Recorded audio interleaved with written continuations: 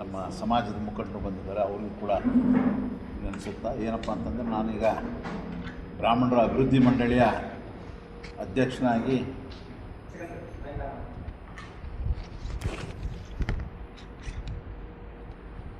ಬಂದಿದ್ದೀನಿ. ಇದರ ಬಗ್ಗೆ ನಿಮಗೆ ಸವಿಸ್ತರವಾಗಿ ಹೇಳಬೇಕಂದ್ರೆ, 2018ರಲ್ಲಿ ಕೊಯ್ಲೇಷನ್ ಸರ್ಕಾರ ಇದ್ದಾಗ ಅವಾಗ ಕುಮಾರಸ್ವಾಮಿಯವರು ಮುಖ್ಯಮಂತ್ರಿ ಇದ್ದರು, ದೇಶಪಾಂಡೆ ಅವರು ರೆವಿನ್ಯೂ ಮಿನಿಸ್ಟರ್ ಇದ್ದರು, ನಮ್ಮ ಸಮಾಜದ ಮುಖಂಡರು, ಮತ್ತು ದಿನೇಶ್ ಗುಂಡೂರಾಯರು ಕಾಂಗ್ರೆಸ್ ಪಕ್ಷದ ಅಧ್ಯಕ್ಷರಾಗಿದ್ದರು.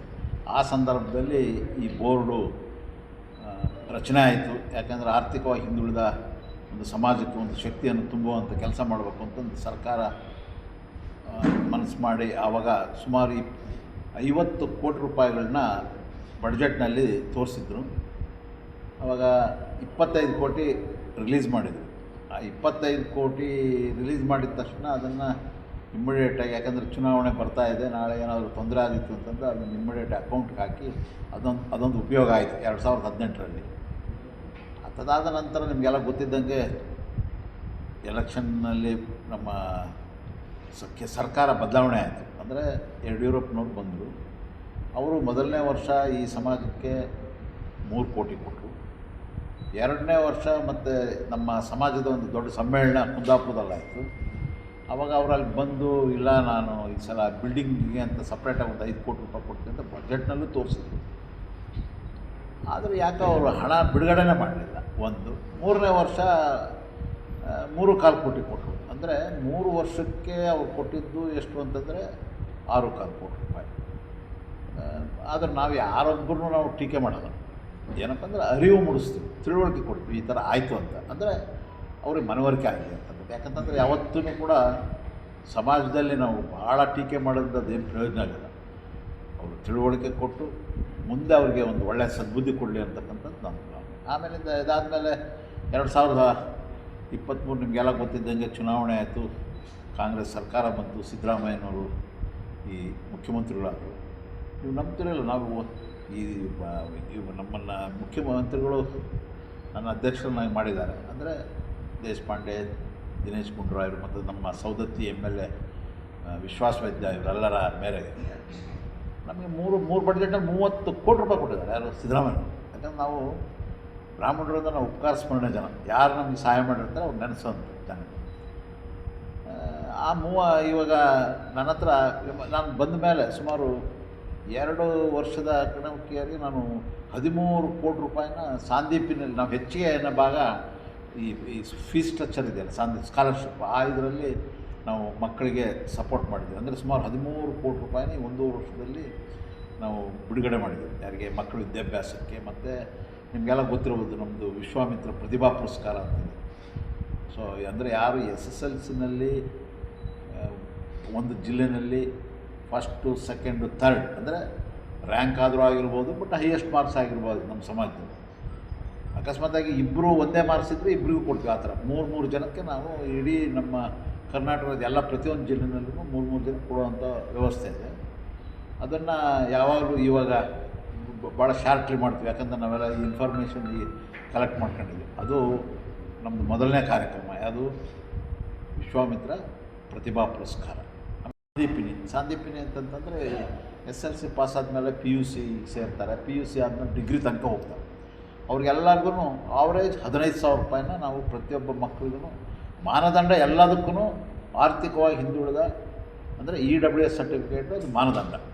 ಅದು ಅಪ್ಲೋಡ್ ಮಾಡಿದರೆ ಅದು ಸಾಮಾನ್ಯವಾಗಿ ಇಲ್ಲಿವರೆಗೂ ನಾವು ಯಾರೊಬ್ಬರೂ ಕೂಡ ಇವನ್ನ ನೋಡಿ, ಒಂದೇ ವ್ಯವಸ್ಥೆ ಎಷ್ಟು ಚೆನ್ನಾಗಿದೆ. ಸರ್ಕಾರ ಏನು ಮಾಡಿದ್ದಾರೆ ಅಂದರೆ, ಆ ಹಣನ ಏನು ಸರ್ಕಾರದಿಂದ ನಮಗೆ ಕೊಡ್ತಕ್ಕಂಥ ಹಣ ಟ್ರೆಜರಿ ಬರುತ್ತೆ. ಟ್ರೆಜರಿಯಿಂದ ಮತ್ತು ಅದನ್ನು ಯಾರು ಅಪ್ಲೈ ಮಾಡಿರ್ತಾರೆ ಆಟೋಮೆಟಿಕ್ಕಾಗಿ ಹೋಗುತ್ತೆ. ನಂದೇನಪ್ಪ ಒಂದು ಗೌರವದ ಹುದ್ದೆ, ಮಾನಿಟ್ರಿಂಗ್ ಮಾಡೋದು. ಅಂದರೆ ಭಾಳ ವೆರಿ ಟ್ರಾನ್ಸ್ಪರೆಂಟ್ ವೇನಲ್ಲಿ ನಮ್ಮ ಬೋರ್ಡುನಲ್ಲಿ ನಡೀತಕ್ಕಂಥ ಕೆಲಸ. ಒಂದು ಅದಲ್ಲದಲ್ಲೇ ಇದು PUCಯಿಂದ ಹಿಡಿದು ಡಿಗ್ರಿ ತನಕ ಈ 15,000 ರೂಪಾಯಿದ ಅವಕಾಶ ಆಗುತ್ತೆ. ಪ್ರೈವೇಟ್ ಕಾಲೇಜ್ನಲ್ಲಾಗಲಿ ಅಥವಾ ಗೌರ್ಮೆಂಟ್ ಕಾಲೇಜ್ನಲ್ಲಾದರೂ ಇರಲಿ, ಎಲ್ಲಾದರೂ.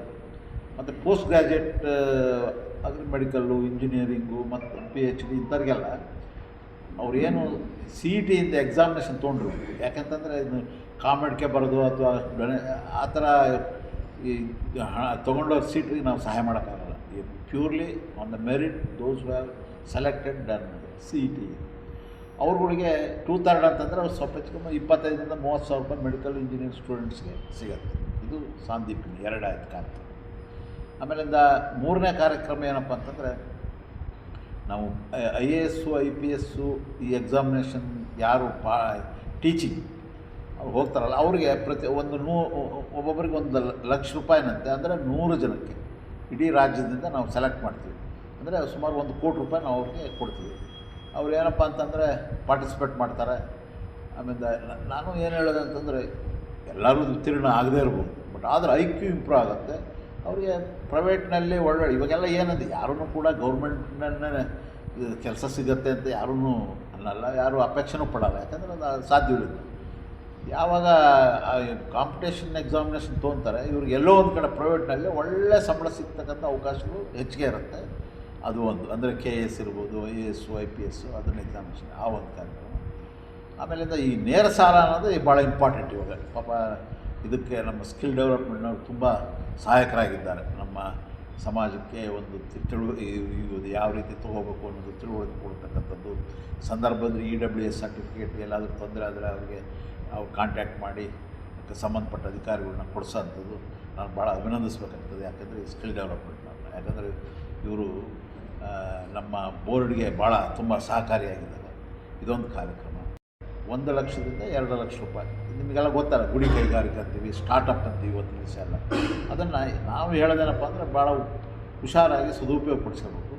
ನಾವು 1 ಲಕ್ಷ ರೂಪಾಯಿಗೆ ನಾವು 1 ಲಕ್ಷ ರೂಪಾಯಿ ಅವರು ಅಪ್ಲೈ ಮಾಡಿದರೆ ಅವ್ರಿಗೆ ಅವ್ರ ಅಕೌಂಟಿಗೆ ಹೋದರೆ ಅದರಲ್ಲಿ 20,000 ರೂಪಾಯಿ ಅವ್ರು ಸಬ್ಸಿಡಿ ಇರುತ್ತೆ. ಬರೀ 80,000 ರೂಪಾಯಿ ಅವರು ನಮಗೆ ರೀಪೇಮೆಂಟ್ ಮಾಡಬೇಕು. ಮತ್ತು ಬಡ್ಡಿ ಇಂಟ್ರೆಸ್ಟ್ ಏನು ಬರೀ 4%. ಇದು ನಾನು ಬಂದ ಮೇಲೆ ಈ ಒಂದು ಕಾರ್ಯಕ್ರಮವನ್ನು ನೇರ ಸಾಲ ಕೊಡ್ತಕ್ಕಂಥದ್ದನ್ನು ಮಾಡ್ಕೊಂಡಿದ್ದೆ. ಯಾಕೆ ಅಂತಂದರೆ ಹಿಂದೆ ಹೋದ ಬೋರ್ಡ್ನಲ್ಲಿ ಏನಾಗಿತ್ತು, ಬ್ಯಾಂಕಿಗೆ ಹೋಗೋರು ಅಪ್ಲೈ ಮಾಡೋರು ಅವರು ಸ್ಯಾಂಕ್ಷನ್ ಲೆಟ್ರ್ ಕೊಟ್ಟಾಗ ನಾವು 20% ಸಬ್ಸಿಡಿ ಕೊಡೋಂಥ ವ್ಯವಸ್ಥೆ ಇತ್ತು. ನಿಮಗೆ ಗೊತ್ತಲ್ಲ, ಬ್ಯಾಂಕ್ನಲ್ಲಿ ತಿರುಗಿಸ್ತಾರೆ, ಯಾರಿಗೂ ಅಷ್ಟು ಉತ್ತೇಜಕರಾಗಿರಲ್ಲ ಬ್ಯಾಂಕ್ನಲ್ಲಿ. ಅದಕ್ಕೋಸ್ಕರ ಸುಮ್ಮನೆ ಈ ಸ್ಕೀಮ್ ಇದ್ದೂ ಏನು ಉಪಯೋಗ ಆಗಲ್ಲ ಅಂತ ನಾವು ಅದನ್ನು ಸರ್ಕಾರದಿಂದ ಪರ್ಮಿಷನ್ ತೊಗೊಂಡು ನೇರ ಸಾಲ ಅಂತಕ್ಕಂಥದ್ದು ನಾವು ನಮ್ಮ ಬೋರ್ಡಿಂದ ಕೊಡ್ತೀವಿ. ಈಗ ನಾನು 1 ಲಕ್ಷ ರೂಪಾಯಿ ಕೊಟ್ಟರೆ 20,000 ರೂಪಾಯಿ ಅವ್ರಿಗೆ ಸಬ್ಸಿಡಿ ಆಗುತ್ತೆ, 80,000 ರೂಪಾಯಿ ರೀಪೇಮೆಂಟ್ ಮಾಡಬೇಕು. ಇಂಟ್ರೆಸ್ಟ್ ಎಷ್ಟು? ಕೇವಲ 4%. ಅವರು ಮೊದಲನೇ 2 ತಿಂಗಳು ಇದು ವಿರಾಮ, ಅಂದರೆ ಏನು ಅವರೇನು ರೀಪೇಮೆಂಟ್ ಮಾಡೋಂಗೆ, ಯಾಕಂದ್ರೆ ಇನ್ವೆಸ್ಟ್ಮೆಂಟ್ ಟೈಮ್ ಅದು ಅವರು ಇನ್ವೆಸ್ಟ್ಮೆಂಟ್ ಮಾಡಬೇಕು ಹೇಗೆ ಅನ್ನೋದು ಆಲೋಚನೆಯಲ್ಲಿದ್ದಾಗ. ಉಳಿಕೆ ಅದನ್ನು 34 ಕಂತುಗಳಲ್ಲಿ ಅವರು ಇದನ್ನು ಯಾವುದು ಸಾಲ ತೀರಿಸ್ಬೇಕು ಅಂತಕ್ಕಂಥದ್ದು. ಅದಕ್ಕೆಲ್ಲ ನಿಮಗೆ ಗೊತ್ತಿರ್ಬೋದು. ಅರ್ಜಿದಾರರು ಅಂದರೆ ಇದು ಬ್ರಾಹ್ಮಣ ಸಮುದಾಯದ ಸಾಮಾನ್ಯ ವರ್ಗಕ್ಕೆ ಸೇರಿದ ಅರ್ಜಿದಾರರು ಚಾಲ್ತಿಯಲ್ಲಿರುವ ಆರ್ಥಿಕವಾಗಿ ಹಿಂದುಳಿದ ಪ್ರಮಾಣ ಪತ್ರ, ಅದು ಮಾನದಂಡ. ಮತ್ತು ಕಾಯಂ ವಾಸಿಯಾಗಿರ್ಬೇಕು ಕರ್ನಾಟಕದವರು. ಮತ್ತು ಅರ್ಜಿದಾರರಿಗೆ ಅದು ಮಾನದಂಡ ಏನಪ್ಪ ಅಂದರೆ ಏಜ್ ಫ್ಯಾಕ್ಟರ್ 18 ವರ್ಷದಿಂದ 65 ವರ್ಷದ ಇದು ಈ ಇತಿಯಲ್ಲಿ ಇರ್ತಕ್ಕಂಥವ್ರಿಗೆ ಇದು ಬೋರ್ಡಿನ ಸಹಕಾರ ಸಿಗುತ್ತೆ. ಮತ್ತು ಇನ್ನೊಂದೇನಪ್ಪ ಅಂದರೆ ಒಂದು ಕುಟುಂಬದಿಂದ ಒಬ್ಬರು ಅಪ್ಲೈ ಮಾಡಬೇಕು. ಮತ್ತು ಆಮೇಲಿಂದ ನಾವು ಇದರಲ್ಲಿ ಮಹಿಳೆಯರಿಗೆ 33% ಮೀಸಲಿಟ್ಟಿರ್ತೀವಿ, ಅಂದರೆ ಪ್ರಯಾರಿಟಿ ಇಡ್ಬೇಕು ಇವಾಗ. ಮತ್ತು ಅಂಗವಿಕಲರು ಇರ್ತಾರಲ್ಲ ಅಂಥವ್ರಿಗೆ ಒಂದು 5%.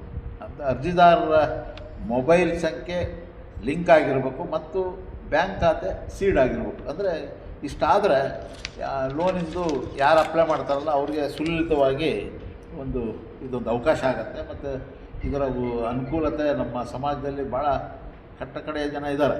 ಪಾಪ ಅಡುಗೆಯವರು ಇರ್ಬೋದು, ಅಥವಾ ಒಂದು ಭಾಳ ಬಡತನದಲ್ಲಿ ಇರ್ತಕ್ಕಂಥವ್ರಿಗೆ ಇದೊಂದು ಅವಕಾಶ ಆಗುತ್ತೆ. ಮತ್ತು ಇದಲ್ಲದೆ ಒಂದು ಆಚಾರ್ಯೇತರ ಜಯಂತಿ ಅಂತ ಮಾಡ್ತೀವಿ. ಅಂದರೆ ನಮ್ಮಲ್ಲಿ ನಿಮಗೂ ಆಚಾರ್ಯೇತರ ಅಂತಂದರೆ ದ್ವೈತ, ಅದ್ವೈತ, ವಿಶಿಷ್ಟ ಅದ್ವೈತ. ಆ ಕಾರ್ಯಕ್ರಮವನ್ನು ಕೂಡ ಇದು ನಾವು ಮುಂದಿನ ತಿಂಗಳು 7ನೇ ತಾರೀಕು ಹಮ್ಮಿಕೊಂಡಿದ್ದೀವಿ. ಎಲ್ಲಿ ಬೆಂಗಳೂರಿನಲ್ಲಿ ದಿನೇಶ್ ಗುಂಡೂರಾಯರು, ದೇಶಪಾಂಡೆಯವರ ಒಂದು ನಾಯಕತ್ವದಲ್ಲಿ ಒಂದು ಒಳ್ಳೆಯ ಕಾರ್ಯಕ್ರಮ. ಇಡೀ ರಾಜ್ಯದಿಂದ ಎಲ್ಲರೂ ಬರ್ತಾರೆ. ಅವತ್ತಿನ ದಿವಸ ಒಂದು 10-12 ಜನಕ್ಕೆ ಭಾಳ ಶ್ರೇಷ್ಠ ವ್ಯಕ್ತಿಗಳು ಅಂತಕ್ಕಂಥವ್ರಿಗೆ ಒಂದು ಇದು ಏನು ಅವಾರ್ಡ್ ಅಂತೀವಲ್ಲ ಕೊಡಬೇಕು ಅಂತ. ಅಂದರೆ ಭಾಳ ದೊಡ್ಡ ವ್ಯಕ್ತಿಗಳಿಗೆ ನಾವು ಅಂದರೆ ವೈದ್ಯಕೀಯ ಇರ್ಬೋದು, ಮತ್ತು ಆಮೇಲೆ ಲೀಗಲ್ ಆಗಿರ್ಬೋದು, ಈ ಥರ ವಿವಿಧ ಕ್ಷೇತ್ರಗಳಲ್ಲಿ ಯಾರು ಸಾಧನೆ ಮಾಡಿರ್ತಕ್ಕಂಥವ್ರು ಅಂದರೆ ನಮ್ಮಲ್ಲಿ ಬೇಕಾದಷ್ಟು ಜನ ಇದ್ದಾರೆ. ಆದರೆ ಅದರಲ್ಲಿ ಒಂದು 10 ಜನಕ್ಕೆ ಕೊಡಬೇಕು ಅನ್ನೋದು ಇದೆ. ಅದು ಏನಪ್ಪ ಅಂದರೆ ಒಂದು 10,000 ರೂಪಾಯಿ ಅವರಿಗೆ ಕ್ಯಾಶ್ ಕೊಡೋದು ಮತ್ತು ಉಳಿಕೆ ಅಂತ ಗೌರವ ಕೊಡ್ತಕ್ಕಂಥ ಒಂದು ಇದು ಅವಕಾಶ ಮಾಡ್ಕೊಂಡಿದ್ದೀವಿ. ಸೊ ಇದು ಈಗ ಹೊಸದಾಗಿ ಬೋರ್ಡ್ ಮೊನ್ನೆ 7 ಜನದ್ದು ರಚನೆ ಆಗಿದೆ. 7 ಜನ ಮೆಂಬರ್ ಮತ್ತು ಇನ್ನೂ ಕೆಲವರು ಇಷ್ಟರಲ್ಲಿ 10 ಜನ ಮತ್ತು ಈ ಸ್ಪೆಷಲ್ ಇನ್ವಿಟೇಸ್ ಅಂತ ಒಂದು ಜನ ಮಾಡ್ತೀವಿ. ಅಂದರೆ ಎಲ್ಲರಿಗೂ ಜವಾಬ್ದಾರಿ ಕೊಡ್ತೀವಿ.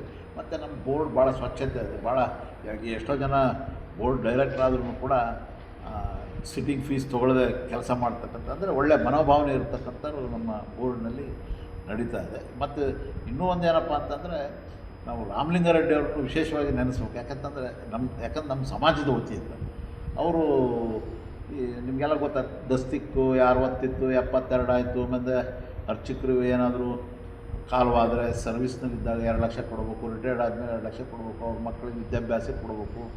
ಮತ್ತು ಆಮೇಲಿಂದ ಫಾರಿನ್ಗೆ ಹೋದರೆ ಭಾಳ ಒಂದು ಉತ್ತೇಜನಕಾರಿಯಾದ ಒಂದು ಕೆಲಸವನ್ನು ಮಾಡ್ತಾಯಿದ್ದಾರೆ. ಯಾಕಂದರೆ ನಾವೆಲ್ಲ ಉಪಕಾರ ಸ್ಮರಣೆ ಜನ, ನಾವು ಯಾರೇ ಸಹಾಯ ಮಾಡಿದ್ರು ಅವರಿಗೆ ಅಭಿನಂದಿಸ್ಬೇಕು ಅಂತ.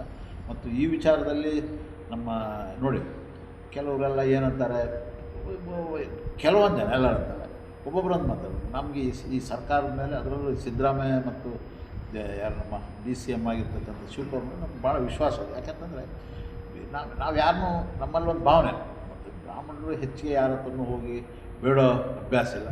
ಆದರೂ ಕೇಳೋದಲ್ಲೇ ಸಿದ್ದರಾಮಯ್ಯ ನಮಗೆ ಕೊಟ್ಟಿದ್ದಾರೆ, ನಾವು ವಿಶೇಷವಾಗಿ ಅಭಿನಂದಿಸ್ತೀನಿ. ಮತ್ತು ಇನ್ನೊಂದು ಏನಪ್ಪ ಅಂದರೆ, ನಿಮಗೆಲ್ಲ ಗೊತ್ತಿರ್ಬೋದು, ಯಾಕೆ ಇದನ್ನು ಈ ಕನಕ ಪ್ರಶಸ್ತಿ ಸಲ ಡಾಕ್ಟರ್ ವ್ಯಾಸನಿಗೆ ಪ್ರಭಂಜನಾಚಾರ್ಯ ಕೊಟ್ಟರು. ಆಮೇಲಿಂದ ನಮ್ಮ ಕುಮಾರವ್ಯಾಸ, ನಮ್ಮ ದಿನೇಶ್ ಗುಂಡ್ರಾವ್ ಅಂತ ಸ್ಪೆಷಲ್ ಆಫೀಸರ್ ಪ್ರಸನ್ನ ಅಂತ, ಅವರಿಗೆ ಕುಮಾರವ್ಯಾಸ ಪ್ರಶಸ್ತಿ ಕೊಟ್ಟರು. ನಮ್ಮದು ಗಳಗನಾಥ ಇದಕ್ಕೊಬ್ಬರು ಮಾಡಿದರು. ಅಂದರೆ ಹುಡುಕಿ ಯಾರಿಗೆ ಒಂದು ವಿಶೇಷವಾದ ಒಂದು ವ್ಯಕ್ತಿತ್ವ ಇದೆ, ಹುಡುಕಿ ಸರ್ಕಾರ ಕೊಡ್ತಾ ಇದೆ. ಮತ್ತು ಕೆಲವರು ಯಾರನ್ನ ಹೇಳ್ಬೋದು, ಕಾಂಗ್ರೆಸ್ ಗೌರ್ಮೆಂಟ್. ನಿಜವಾಗಿಯೂ ನಾವು ಇನ್ನೊಬ್ಬರು ತೆಗಳಲ್ಲ, ಮಾಡಿದಾರನ್ನ ನಾವು ಗೌರವ ಕೊಡ್ತಕ್ಕಂಥದ್ದು ನಮ್ಮ ಭಾವನೆ. ನಾವೆಲ್ಲ ಇವತ್ತು ಸಿದ್ದರಾಮಯ್ಯನವರು, ಈ ಸರ್ಕಾರದ ಮೇಲೆ ಸಿದ್ದರಾಮಯ್ಯನವ್ರ ಬಗ್ಗೆ ಭಾಳ ಅವ್ರನ್ನ ಅಭಿನಂದನೆ ಮಾಡ್ತೇವೆ. ಅವರ ಅಭಿನಂದನಾ ಅರ್ಹರು ನಮ್ಮ ಸಮಾಜಕ್ಕೆ ಅಂತ ನಾನು ಈ ಸಂದರ್ಭದಲ್ಲಿ ಹೇಳ್ತೀನಿ.